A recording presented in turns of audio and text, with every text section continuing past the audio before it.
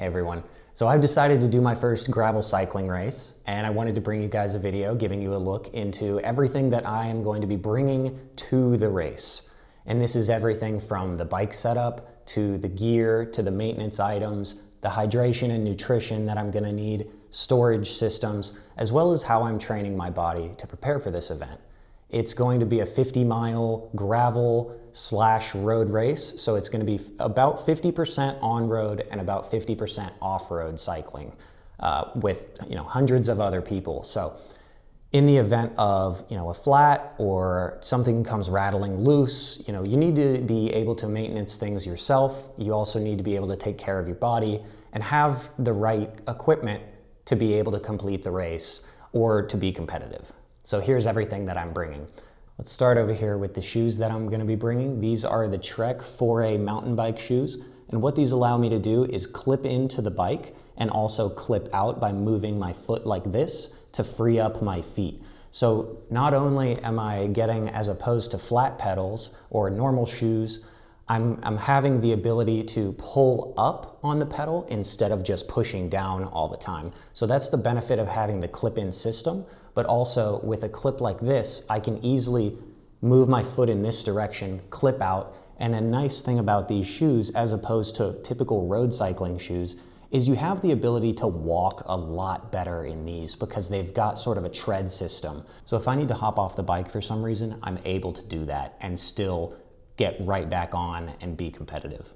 I also like these shoes because they have the BOA system, so I can just clip in, clip out. So I can adjust my tightness of my shoes as well as with a Velcro system.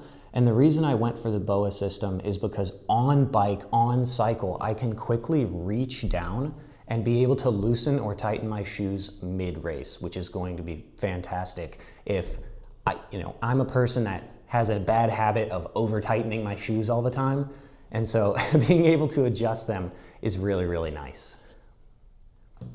When I talk about the shorts and my jersey that I'm gonna be wearing, these are not very expensive items that I've procured because I'm trying to stay on a budget. This is my first race. I don't need anything flashy. I don't need anything fancy. Everything that I've gathered here is just gonna get me through the race.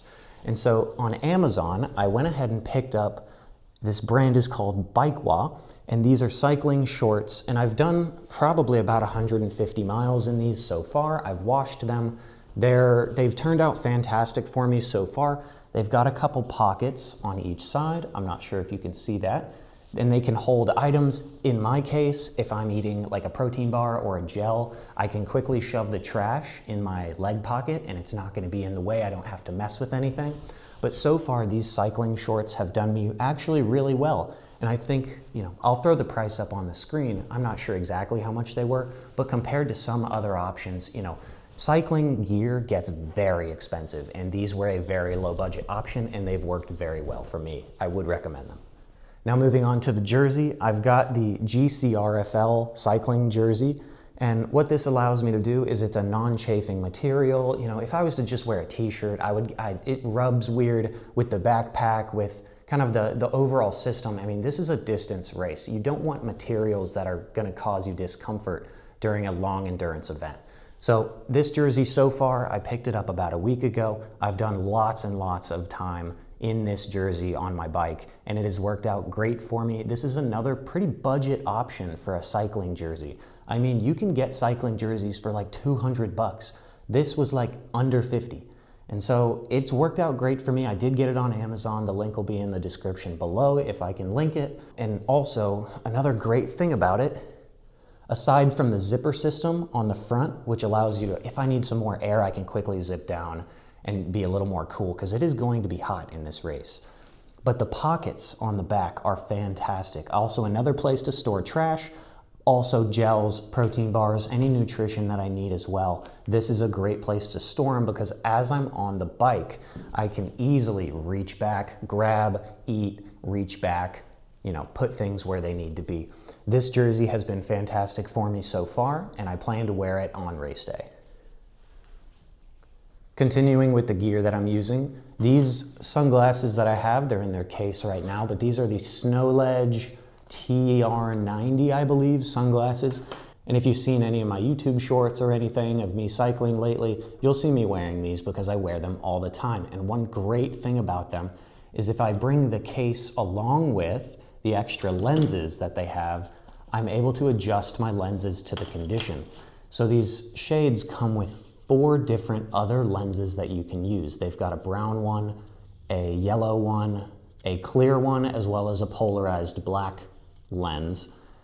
And if it's pretty sunny outside, I'll typically wear this one. I like the way that it performs in the sun. And so I will definitely be wearing these on race day. If it's sunny, I'll switch to either the yellow or the brown lenses to get a little bit more visibility, but these are what I plan on wearing for now. And they're also not expensive. Everything that I've curated here is not very expensive compared to the main elite cycling brands. I mean, cycling stuff is so expensive, but trying to find a way to keep it under, a certain budget has actually worked out pretty well. But we'll go ahead and move on. So those were the Snow Ledge sunglasses that I'll be wearing. Now another piece that I want to bring into the gear section, but that's not really gear that I'll probably have on me at the time of the race, is a portable charger with a cord. Some of the devices that I have, including my air pump, my phone, my lights, these require things to be charged, and I'm going to need a charging solution when I'm out there on race day. So I will be bringing a portable charger with me as well. So I want to move on to some of the maintenance items now, and these can make or break a race for you. I mean, this is the difference between not finishing a race and having to be picked up by a car versus quickly fixing something and getting yourself back in there and competing again. So first is going to be a bicycle inner tube specifically for the tires that I have on my bike. And this is going to allow me to, if I get a puncture, I can quickly use the tools that I have in order to re-establish myself in the race by fixing my tire. And that brings me to the next piece. Something super important is this multi-tool. This is a Crank Brothers M19. And what this multi-tool is going to allow me to do is pretty much service any piece of my bike on the road in the race. So if something comes rattling loose, this tool has just about everything to be able to service this bike. From the nuts and bolts using the hexes, the screwdrivers, I can service my chain, as well as there's a spoke tool in here as well. So pretty much every piece of my bike is able to be serviced with this M19 tool. I love it, and I'll leave a link for it down below as well. And another nice thing about the Crank Brothers tool is it has a nice carrying case to where it's not gonna poke a hole in my water bag when I'm in the middle of a race and my backpack is filled up with water. So the carrying case, super nice as well. Now, moving on to the last piece of maintenance gear I have is a portable air compressor to fill up my tires. You'll see some people run this with a CO2 cartridge, but this is what I'm comfortable using, and this is actually what I use to air up my tires all the time. It's USB-C rechargeable. I can charge it with a portable battery if I need to. And what this allows me to do is quickly push the button on the front. I can select my tire pressure and I can fill up my valves. So if I do get a flat, I can quickly fill it back up. I can change inner tubes. I can service things on my bike. These are typical maintenance items that you're gonna need possibly if something happens mid-race. All right, so I think it's time to talk about hydration and nutrition. In front of me here are probably not the exact things that I'm going to be bringing to the race because I'll have used these by then.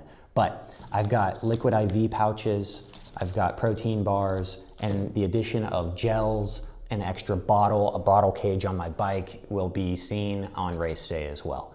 So for hydration, inside of my backpack, I do have a bladder that stays on my back. I'll take it out now. This will be filled up with water on race day, and I have a tube on my right shoulder that will feed the water to me. As well, for these long races, you really need more than just water. You need electrolytes, you need sodium, and you need things to be able to keep you going in a super sweaty, super long distance environment. So on race day, you will see me with bottles. I don't have my bottle cages on currently. I should have put those on, but for the sake of the video, imagine there's bottles on my bike right now. And those will be filled with either Gatorade packets, liquid IV, Element, some sort of hydration, electrolyte, sodium blend. And I like to eat protein bars, and this is actually something that I'm practicing while I am riding, and I have to get used to while I'm riding. I have to get used to drinking, grabbing bottles, eating, all kinds of stuff while I'm riding. I mean, this could be a 3-hour event, you know, if something is going one way or the other, right? So 3 hours of just pedaling, this is gonna take a ton out of me. So staying on top of my hydration as well as my nutrition is super, super important, and that's why I'm bringing these things.